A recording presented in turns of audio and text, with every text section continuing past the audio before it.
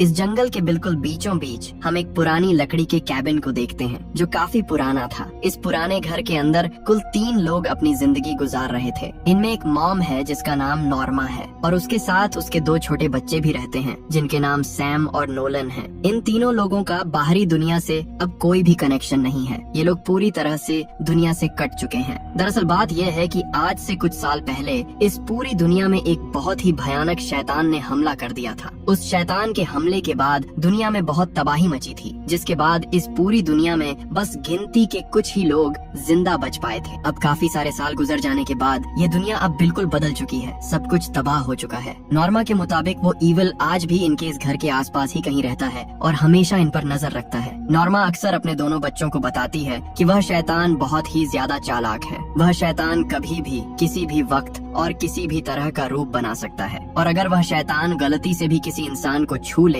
तो वह इंसान भी पूरी तरह से ईवल बन जाता है। लेकिन एक बहुत ही अच्छी बात यह थी कि वो शैतान इनके इस घर को कभी भी कोई नुकसान नहीं पहुंचा सकता है और न ही वह उन लोगों को कोई नुकसान पहुंचा सकता है जो लोग इस घर के साथ जुड़े हुए हैं। घर के अंदर ये लोग पूरी तरह से सेफ थे, इसीलिए जब भी यह लोग किसी काम से अपने घर से बाहर जाते हैं तो इनकी बॉडी के साथ एक बहुत ही मजबूत रस्सी बंधी होती है। वह सीधा इनके घर के साथ बहुत ही मजबूती से जुड़ी रहती है। वह शैतान ना तो इस रोप को कभी काट सकता है और ना ही उसको कोई भी नुकसान पहुंचा सकता है जो इंसान उस रोप के साथ बंधा हुआ होता है। अब बिल्कुल ऐसे ही अपनी जान बचाते हुए पिछले कई सालों से यह लोग हर रोज रस्सी बांधकर जंगल में जाते हैं और वहाँ से जो कुछ भी मिल जाए उसका शिकार करके अपना गुजारा करते आ रहे थे। नॉर्मा के मुताबिक वह ईवल हमेशा उनका पीछा करता रहता है और छुपकर बस इसी मौके की तलाश में होता है कि कब इनमें से कोई एक गलती करे और वह उसका शिकार कर ले। लेकिन यहाँ पर हैरानी की बात ये थी कि दोनों बच्चों ने आज तक उस ईवल को अपनी आंखों से कभी नहीं देखा था। इसीलिए नॉर्मा ने अपने बच्चों की सेफ्टी के लिए कुछ बहुत ही सख्त रूल बनाए हुए थे। नॉर्मा हर रोज शाम को खाना खाने से पहले अपने बच्चों से वह सारे रूल सुनती थी। वह ऐसा इसलिए करती थी ताकि जब कभी नॉर्मा इनके बीच ना रहे तो दोनों बच्चे इस जंगल में अकेले खुद को सरवाइव कर सकें। इसके साथ ही नॉर्मा उनको कुछ डरावनी कहानियाँ भी सुनाती थी। वह चाहती थी कि ईवल का डर बच्चों के दिल में अच्छी तरह से बैठ जाए ताकि वह कभी भी उन रूल्स के खिलाफ जाने की हिम्मत न कर सके। नॉर्मा अपने बच्चों को बताती है कि तुम्हारे डैड को भी उस ईवल ने छू लिया था, इसीलिए मजबूरन बिल्कुल न चाहते हुए भी अपनी जान बचाने के लिए मुझे उन्हें मारना पड़ा। अब रात का टाइम हो जाता है और सैम और नोलन अपनी अपनी जगह पर सो जाते हैं। लेकिन तभी एक बहुत ही अजीब सी आवाज नॉर्मा को बिल्कुल भी सोने नहीं देती। नॉर्मा को ऐसा फील हो रहा था कि बाहर अंधेरे में कोई है जो उसे आवाज देकर बुला रहा है। जैसे ही नॉर्मा हिम्मत करके घर से बाहर जाती है तो वह सीधा उस शैतान को देखती है। वह शैतान किसी भी तरह से इनके कैबिन के अंदर घुसने की कोशिश कर रहा था, लेकिन वह ईवल किसी भी हालत में उस घर के अंदर नहीं आ सकता था। इसीलिए नॉर्मा उसको देखकर बिल्कुल भी नहीं घबराती है। अगली सुबह सूरज निकलते ही यह तीनों लोग फिर से शिकार के लिए जंगल में जाते हैं। वहाँ जंगल में इनको खाने के लिए जो कुछ भी मिलता था ये लोग मजबूरी में उसका शिकार कर लेते थे। भूख मिटाने के लिए चाहे वह छोटे छोटे कीड़े मकोड़े हों, सांप हों या फिर मेंढक ही क्यों ना हो, ये उन्हें खा लेते थे। यहाँ कहानी में हमें एक बात पता चलती है कि दोनों बच्चे अपनी मॉम से बेहद ज्यादा प्यार करते हैं, लेकिन सैम हमेशा अपनी मॉम की हर एक बात मानता है। उसे अपनी मॉम पर पूरा भरोसा था कि वह जो कुछ भी बोल रही हैं वह सब एकदम सच है। लेकिन दूसरी तरफ नोलन की सोच थोड़ी अलग थी। नोलन को लगता है कि ईवल नाम की कोई चीज इस दुनिया में है ही नहीं, इसीलिए नोलन कभी कभी अपनी जरूरत पड़ने पर उन सख्त रूल्स को तोड़ भी दिया करता था। नोलन ने आज तक किसी भी ईवल को नहीं देखा था, इसीलिए वह अंदर ही अंदर यह देखना चाहता है कि आखिर वह ईवल हकीकत में दिखता कैसा है। नोलन अक्सर अपनी मॉम से बाहरी दुनिया के बारे में पूछता रहता है। वह कहता है कि मॉम, मुझे लगता है कि आप जिस चीज से इतना डरती हैं वो सिर्फ आपका एक वहम है। हो सकता है कि बाहर की दुनिया में सब कुछ एकदम नॉर्मल हो चुका हो, हमें वहाँ बाहर जाकर कम से कम एक बार जरूर देखना चाहिए। लेकिन नॉर्मा तुरंत नोलन से कहती है कि यह सब कुछ उस ईवल का ही काम है। वही शैतान तुम्हारे माइंड में ऐसे गलत ख्याल डालता है ताकि तुम मुझ पर शक करो। ईवल बस यही चाहता है कि हम में से कोई बिना रोप के घर से बाहर जाए और वह तुरंत उसका शिकार कर सके। इसके बाद अगली सुबह शिकार करते हुए नोलन को एक बहुत ऊंचे पेड़ के ऊपर से एक पक्षी के अंडे रखे हुए मिल जाते हैं। जब वह बहुत ही ध्यान से उनको उठाने की कोशिश करता है तब अचानक से उसका हाथ लगने से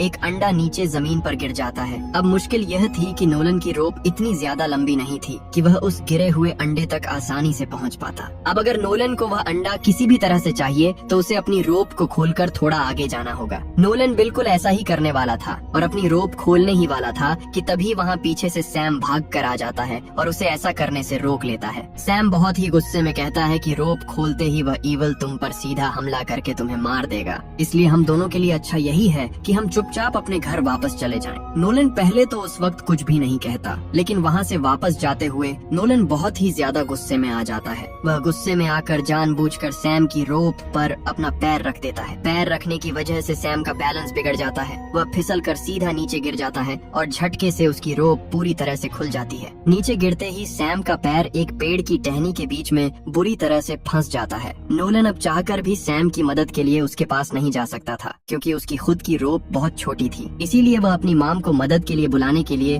जोर जोर से सीटी बजाने लगता है। नॉर्मा उस सीटी की तेज आवाज सुनते ही बहुत बुरी तरह से घबरा जाती है। वह पागलों की तरह भागती हुई अपने बच्चों की तरफ जंगल में जाने लगती है। लेकिन मुसीबत यह थी कि नॉर्मा की रोप भी उस जगह तक नहीं पहुंच पा रही थी जहां सैम फंसा हुआ था। नॉर्मा अब अपने बच्चों की जान बचाने के लिए बहुत ही जल्दी से अपनी रोप खोल देती है। वह नीचे जाकर दोनों बच्चों को सुरक्षित बचाकर ऊपर ले आती है। तभी अचानक से हम उस ईवल को देखते हैं जो एक बहुत ही डरावनी ओल्ड लेडी का रूप लेकर इनके बिल्कुल पास आ जाता है। लेकिन एक बहुत ही अच्छी बात यह थी कि नॉर्मा ने उस लेडी के उनके पास आने से पहले ही बहुत फुर्ती दिखाते हुए अपने साथ साथ अपने दोनों बच्चों को भी उस सुरक्षित रोप से वापस बांध लिया था। वह ईवल सिर्फ नॉर्मा को ही नजर आ रहा था, लेकिन बच्चे उसको बिल्कुल भी नहीं देख पा रहे थे। जैसे तैसे यह तीनों लोग अपनी जान बचाकर वहाँ से भागते हैं और वापस अपने कैबिन में आ जाते हैं। नॉर्मा को सैम और नोलन की इस भारी गलती पर बहुत ही ज्यादा गुस्सा आया हुआ था, इसीलिए वह उन दोनों भाइयों पर बहुत ही बुरी तरह से चिल्लाती है और उन्हें डांटती है। नॉर्मा ने अपने घर के निचले हिस्से में एक बहुत ही छोटा सा और अंधेरा बेसमेंट बनाया हुआ था। इस बेसमेंट में वह अक्सर अपने बच्चों को सजा के तौर पर बंद किया करती थी। वह ऐसा इसलिए करती थी ताकि बच्चों को उस अंधेरे में डर लगे। वह चाहती थी कि बच्चे उस ईवल के लिए अपना डर हमेशा अपने दिल में जिंदा रखें और भविष्य में वह उससे अपनी हिफाजत कर सकें। अब उस जंगल में अपनी रोप खुलने के बाद भी सैम को कुछ भी नहीं हुआ था, इसीलिए नोलन का यह यकीन और भी ज्यादा पक्का हो जाता है कि बाहर कोई भी शैतान नहीं है। फिर एक दिन नोलन चुपचाप सैम से पूछता है कि जब उस दिन जंगल में तुम्हारी रोप पूरी तरह से खुली थी तो क्या तुम्हें सच में कुछ अजीब फील हुआ था? तब सैम जवाब देता है कि मुझे उस वक्त का कुछ भी याद नहीं है, लेकिन नोलन तुरंत कहता है कि मुझे वो सब कुछ बहुत ही अच्छे से याद है। जब तुम्हारी रोप पूरी तरह से खुली थी तब वहाँ पर कुछ भी नहीं हुआ था, वहाँ कोई शैतान नहीं आया था। इसका सीधा और साफ साफ मतलब यही है कि हमारी माम सिर्फ और सिर्फ एक वहम में जी रही है। ईवल नाम की कोई भी चीज कहीं पर भी नहीं है। मुझे पूरा यकीन है कि बाहरी दुनिया आज भी बिल्कुल वैसे की वैसी ही है, लेकिन सैम को अपनी माम की बातों पर पूरा यकीन था, इसीलिए वो नोलन की बातों पर ज्यादा ध्यान नहीं देता और उसकी बात टाल देता है। एक दिन नोलन और नॉर्मा अपने घर के पास बने ग्रीन हाउस के अंदर कुछ ताजी सब्जियां लगा रहे थे। तभी नोलन का ध्यान अपनी माम की कमर पर जाता है, जहां वह एक बहुत ही अजीब सा सांप का टैटू देखता है। जब नोलन हैरान होकर उससे इस टैटू के बारे में पूछता है, तब नॉर्मा उसे बताती है कि मुझे वह ईवल अक्सर एक भयानक सांप की शक्ल में दिखाई देता है, इसीलिए मैंने अपनी कमर पर यह सांप का टैटू बनवाया था ताकि वह ईवल मुझे आसानी से पहचान ना सके। तब नोलन बहुत ही ज्यादा प्यार से और समझाते हुए नॉर्मा से बात करने की कोशिश करता है। वह कहता है कि माम, हो सकता है कि बाहर की दुनिया सच में बिल्कुल ठीक हो चुकी हो, हमें कम से कम एक बार तो बाहर जाकर देखना ही चाहिए। ऐसा कैसे हो सकता है कि इस पूरी दुनिया में सिर्फ हमारा ही घर सुरक्षित बचा हो? तब नॉर्मा बहुत ही गुस्से में नोलन को समझाती है कि तुम भगवान का शुक्र करो कि हमारा यह घर पूरी तरह से सेफ है, नहीं तो अब तक तो हम में से कोई भी इस दुनिया में जिंदा न होता। अब ऐसे ही देखते काफी सारे महीने और गुजर जाते हैं। नोलन को अपनी माम की बातों पर अभी भी बिल्कुल यकीन नहीं होता। अब तक तो वह पक्का यकीन कर चुका था कि उनकी माम उनसे कोई बहुत बड़ा झूठ बोल रही हैं, और अब धीरे धीरे हालात खराब होने लगे थे, क्योंकि इनके पास खाने पीने का सामान भी बहुत कम हो रहा था। भूख इतनी ज्यादा थी कि इसीलिए यह लोग अब सिर्फ पेड़ों के सूखे पत्ते और घास फूस खाकर ही अपना गुजारा करते हैं। एक रात नोलन बहुत ही जिद करके सैम को फोर्स करता है कि हमें किसी भी हालत में यहाँ से बाहर निकलना ही होगा। मुझे पूरा यकीन है कि बाहर हमारे लिए कोई भी खतरा नहीं है, लेकिन सैम कहता है कि हम अपनी माम को इस तरह से अकेला छोड़कर कहीं नहीं जा सकते। तब नोलन उसे समझाते हुए कहता है कि अगर हम ऐसे ही यहाँ रहे तो हम सब बहुत ही जल्द भूख से मर जाएंगे। इससे बेहतर यही है कि हम यहाँ से बाहर निकलें और अपनी माम के लिए भी कुछ अच्छा खाने को ला सकें। अब इन दोनों भाइयों की यह सारी बातें नॉर्मा दरवाजे के बाहर खड़ी होकर बहुत ही ध्यान से सुन रही थी। अगली सुबह नॉर्मा अपने दोनों बच्चों के पास आती है और उन्हें एक बहुत ही पुराना कैमरा और उसके साथ कुछ पिक्चर्स दिखाती है, जिसके बाद नॉर्मा अपने बच्चों के साथ मिलकर एक नई पिक्चर क्लिक करती है। वह ऐसा इसलिए करती है क्योंकि अब उसे भी अंदर ही अंदर ये फील हो रहा था कि अब उसके बच्चे उसे हमेशा के लिए छोड़कर चले जाएंगे। नॉर्मा अपने बच्चों को कहती है कि हमारे पास अब खाने को बिल्कुल भी कुछ नहीं बचा है, इसीलिए हमें अब ना चाहते हुए भी अपने डॉग को मारना ही होगा। इस डॉग को मारने से हमें आराम से 1 महीने तक का खाना मिल सकता है। लेकिन नोलन अपने डॉग, जिसका नाम टॉम था, उससे बहुत ही ज्यादा प्यार करता था। वह किसी भी तरह उसे बचाना चाहता था, इसीलिए नोलन अपनी मॉम को ऐसा करने से साफ इनकार कर देता है। तब नॉर्मा कहती है कि मुझे तो अब लगता है कि तुम पर भी उस ईवल का असर होने लगा है। वही शैतान तुम्हें हमारे खिलाफ कर रहा है ताकि वह हम सबको अलग अलग करके मार दे। नोलन के बार बार मना करने पर भी नॉर्मा उसकी एक भी बात नहीं सुनती और जबरदस्ती टॉम को लेकर ग्रीन हाउस में चली जाती है। नॉर्मा अपना क्रॉसबो लेकर टॉम को बस मारने ही वाली थी कि तभी नोलन भागता हुआ वहाँ आ जाता है। नोलन बहुत ही चालाकी से ग्रीन हाउस का दरवाजा बाहर से लॉक कर देता है और नॉर्मा से कहता है कि मैं आपको ऐसा बिल्कुल भी नहीं करने दूंगा। यहाँ बाहर कोई भी किसी तरह का ईवल नहीं है, आपको मेरी इस बात को मानना ही होगा। तभी नोलन गुस्से में आकर नॉर्मा की उस सुरक्षित रोप को काट देता है। रोप के कटते ही तभी अचानक से वह ईवल नॉर्मा की मॉम का रूप लेकर सीधा उसके सामने आ जाता है। वह ईवल अब धीरे धीरे उसकी तरफ बढ़ रहा था। नॉर्मा किसी भी हालत में उसके हाथों मरकर खुद एक ईवल नहीं बनना चाहती थी, इसीलिए वह बहुत ही ज्यादा घबराकर पीछे से एक शीशा तोड़ती है और उसी शीशे से अपनी खुद की गर्दन काट लेती है, जिससे वही मौके पर ही उसकी दर्दनाक मौत हो जाती है। सैम दूर से ही यह सब देख लेता है कि नोलन ने ही मॉम की रोप काट दी थी, इसीलिए वह भागता हुआ अपनी मॉम की तरफ जाता है। लेकिन तब तक बहुत ज्यादा देर हो चुकी थी। सैम अपनी मॉम को मरा हुआ देखकर अंदर से पूरी तरह टूट जाता है। वह बहुत ही ज्यादा रोता है। अब तक तो नोलन भी यह बात अच्छी तरह से समझ चुका था कि उससे बहुत बड़ी गलती हो चुकी है। सिर्फ उसकी वजह से उसकी मॉम अब इस दुनिया में नहीं रही। नोलन को भी अब यह पक्का यकीन हो चुका था कि वाकई वह ईवल बहुत ज्यादा खतरनाक है। उसने हमारी मॉम को भी मार दिया। सैम अपनी मॉम के मरने के बाद बहुत ज्यादा बीमार हो चुका था, क्योंकि उनका ख्याल रखने वाला अब इस दुनिया में कोई भी नहीं बचा था। इनके पास अब खाने के लिए भी कुछ नहीं था, यानी इस जंगल में इनका सरवाइव करना अब पहले से और भी ज्यादा मुश्किल हो चुका था। एक दिन सैम की तबीयत बहुत ही ज्यादा खराब होने की वजह से वह घर पर ही रुका हुआ था, इसीलिए नोलन अकेला ही शिकार के लिए उस जंगल में चला जाता है। काफी आगे तक जाने के बाद नोलन को अचानक से एक सड़क नजर आती है। तब नोलन जोर जोर से मदद के लिए चिल्लाता है कि शायद कोई इंसान इधर से गुजर रहा हो और वह इनकी मदद कर सके। लेकिन काफी देर तक इंतजार करने के बाद भी वहाँ कोई भी इंसान नहीं आता, इसीलिए नोलन बहुत ही ज्यादा उदास होकर वापस अपने घर की तरफ जाने लगता है। नोलन बस घर के अंदर जाने ही वाला था कि तभी उसे पीछे से किसी अजनबी की आवाज आती है। वहाँ एक आदमी आता है और नोलन से बहुत ही आराम से कहता है, मैं इसी सड़क से गुजर रहा था, तभी मुझे तुम्हारी चिल्लाने की आवाज सुनाई दी। तुम किसी से मदद के लिए आवाज लगा रहे थे, क्या तुम बिल्कुल ठीक हो? नोलन को तुरंत शक होता है और उसे लगता है कि यह वही ईवल ही है जो अब एक आदमी का रूप लेकर उसको अपने बहकावे में लाने की कोशिश कर रहा है। तभी बीमार हालत में सैम अपनी मॉम का क्रॉसबो लेकर घर से बाहर आता है और सीधा उस आदमी की तरफ पॉइंट कर लेता है। वह आदमी बहुत ही प्यार से उन्हें समझाने की कोशिश करता है कि मैं तो सिर्फ तुम्हारी मदद करने के लिए ही यहाँ आया हूँ।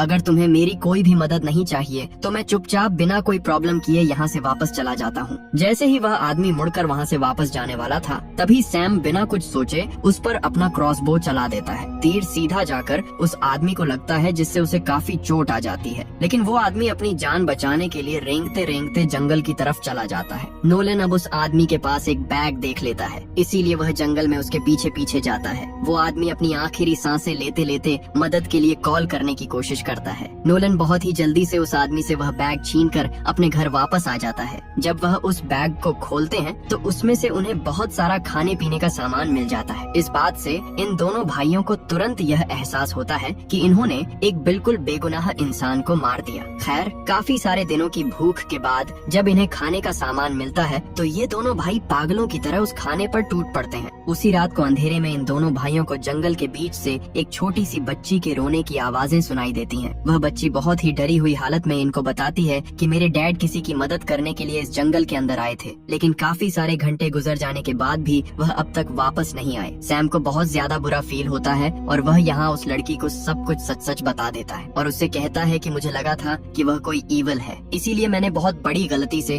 उन पर अपना क्रॉसबो चलाकर उनको मार दिया। ये भयानक सच सुनते ही वो लड़की बहुत ही ज्यादा डर जाती है और अपनी जान बचाने के लिए वहाँ से तेजी से भागने लगती है। सैम भी अब उस लड़की को रोकने के लिए उसका पीछा करता है, लेकिन जंगल में थोड़ा ही दूर आगे जाने पर उसे अचानक से एहसास होता है कि वह इस जंगल में बिल्कुल अकेला खड़ा है। तभी उसे अपने आसपास वो ईविल नजर आने लगता है। लेकिन यहाँ पर सीन कट होता है और हम सीधा नोलन को देखते हैं, जो सैम की तलाश में घबराता हुआ जंगल में जाता है। नोलन को अब ऐसा लगने लगा था कि ईविल ने सैम को पूरी तरह से अपने कंट्रोल में कर लिया है। काफी देर तक सैम को ढूंढने पर जब नोलन को सैम कहीं भी नहीं मिलता तो वह निराश होकर अपने घर लौट आता है। तभी अचानक उसे घर के अंदर सैम दिखाई देता है, जो एक तरफ अपना मुंह करके बहुत ही गुमसुम हालत में बैठा हुआ था। देखते ही देखते सैम नोलन को मारने की कोशिश करने लगता है और इसी बीच वह पूरे घर को आग भी लगा देता है। सैम ने नोलन को घर के अंदर ही बुरी तरह से लॉक कर दिया था, लेकिन नोलन अपनी जान बचाने के लिए भागकर घर के उस बेसमेंट में चला जाता है। पूरा का पूरा घर आग की भयानक लपटों में आकर जलकर खाक हो जाता है। थोड़ी ही देर में वहाँ पर रेस्क्यू वाले लोग भी पहुँच जाते हैं। बेसमेंट के अंदर छुपने की वजह से नोलन की जान बच जाती है। अब हमें कहानी के अंत में यहाँ पता चलता है कि नोलन जो कुछ भी कह रहा था वह बिल्कुल सच था। दुनिया बिल्कुल वैसे की वैसी ही नॉर्मल थी जैसी वह पहले हुआ करती थी। बाहर कोई तबाही नहीं मची थी, लेकिन उनकी मॉम ने अपनी एक मानसिक बीमारी के चलते उन्हें इतने सालों तक इस जंगल में कैद करके रखा हुआ था। इसके ठीक बाद हम जंगल के अंदर पड़े हुए नॉर्मा के उस पुराने कैमरा को देखते हैं, जहाँ उसमें सैम की एक पिक्चर भी पड़ी हुई थी। उस पिक्चर को जब हम ध्यान से देखते हैं तो उसमें सैम के कंधे पर उस ईविल का हाथ रखा हुआ नजर आता है, जिससे हमें ये सच पता चलता है कि ईविल सच में एग्जिस्ट करता था। लेकिन वह ईविल सिर्फ और सिर्फ उनकी फैमिली के लिए ही था। इसीलिए उनकी मॉम ने उन्हें इतने सालों तक पूरी दुनिया से दूर इस जंगल में छुपा कर रखा हुआ था,